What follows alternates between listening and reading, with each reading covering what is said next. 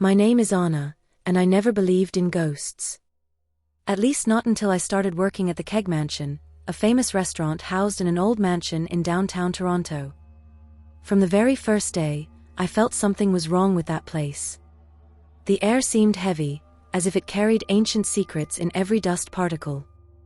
The dark wooden walls seemed to watch my every move, and the ornate mirrors reflected shadows I couldn't explain. At first, I tried to ignore the feeling of unease. After all, it was just a waitressing job to pay the bills while I finished college. But as the days went by, strange things started happening. Small things at first, so subtle I almost doubted my own senses. It all started with the silverware.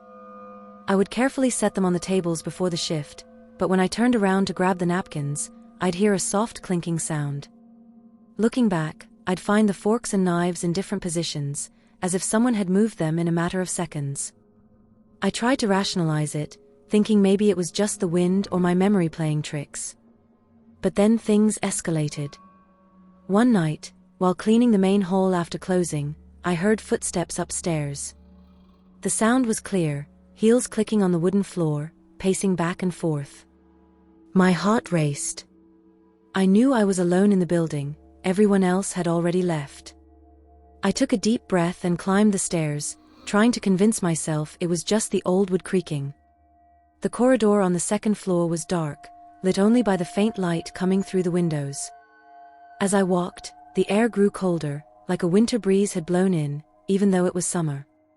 And then I saw her. At the end of the hallway, a female figure dressed in an old maid's uniform. She was facing away from me, standing in front of one of the windows. My blood ran cold. I tried to call out, but my voice wouldn't come. Slowly, the figure began to turn. I didn't wait to see her face. I ran down the stairs, my heart pounding so hard I could hear it. I left the restaurant and didn't stop running until I reached the nearest subway station. The next morning, I convinced myself it had just been my imagination, exhaustion after a long day of work. But a part of me knew something more was happening at the Keg Mansion. In the days that followed, the strange occurrences intensified. Glasses would move on their own on the tables, doors would slam shut with no wind, and I constantly felt like someone was watching me. The other employees started to notice too. Maria, the chef, complained that ingredients in the kitchen were rearranged overnight. João, the bartender, swore that sometimes he saw strange reflections in the mirrors behind the bar, faces that didn't belong to anyone in the room. One night, while closing the restaurant, I found an old book hidden behind one of the wine racks. It was a diary, its pages yellowed with time. I started reading, and my blood froze. It was the diary of a maid who had worked in the mansion over 100 years ago. She described in disturbing detail the horrors she witnessed in that house. Dark rituals performed by the mansion's owner, inexplicable disappearances of other staff, and an evil presence that seemed to grow stronger every day. The last entry in the diary was the most disturbing. The maid wrote about her decision to end her own life to escape the horrors of the mansion.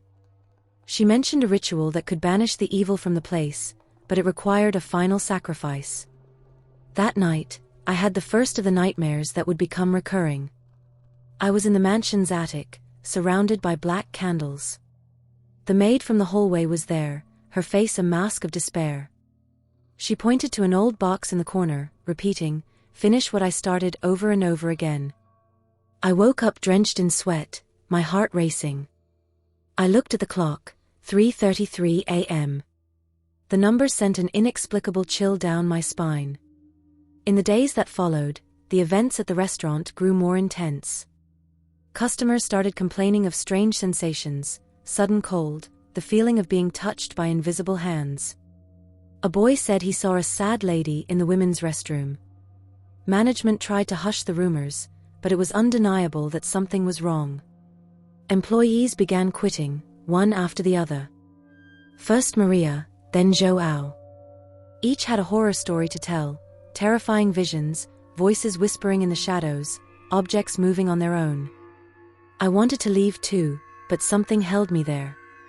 The nightmares continued, becoming more vivid each time. The maid from the diary appeared every night, pleading for help.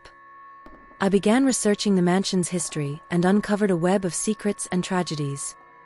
The house had been the site of mysterious deaths, disappearances, and inexplicable events for decades.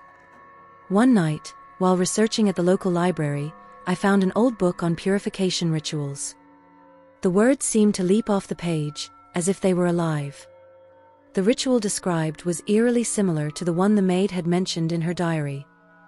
I realized then that it wasn't a coincidence I had found the diary. I had been chosen for something greater, something terrible and necessary. The next night, I waited for everyone to leave and locked myself in the restaurant. With trembling hands, I began preparing the ritual. I lit black candles in a circle in the main hall, drew strange symbols on the floor with coarse salt. As I performed each step of the ritual, the atmosphere in the mansion changed. The air grew heavy, charged with electricity.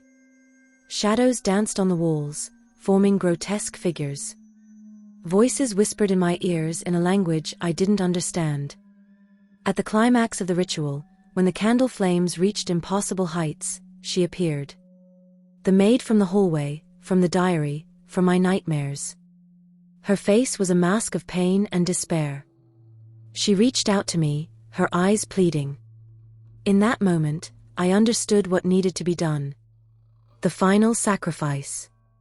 With my heart pounding wildly, I took a step towards her. What happened next is hard to describe. I felt as if my soul was being ripped from my body. Pain, cold, darkness. And then peace. When I woke up, I was lying on the floor of the hall. The morning sun was streaming through the windows. There was no sign of the ritual, the candles, the symbols. I stood up, feeling strangely light. In the days that followed, I realized something fundamental had changed. The strange occurrences at the restaurant ceased. The customers no longer complained. The employees who had left started to return. But I knew the price for peace had been high. Sometimes, when I passed by the mansion's mirrors, I saw a reflection that wasn't mine. A young woman in an old uniform, with a sad smile on her lips. I then understood that I hadn't banished the evil from the mansion. I had become its guardian. Now, every night, I walk the corridors of the Keg Mansion. I protect the living from the secrets hidden in the shadows. And sometimes, when a sensitive customer passes by me, I feel their shiver. They don't see me, but they feel my presence. I am Anna. I am the maid. I am the Keg Mansion. And this is my story, my curse, my eternity.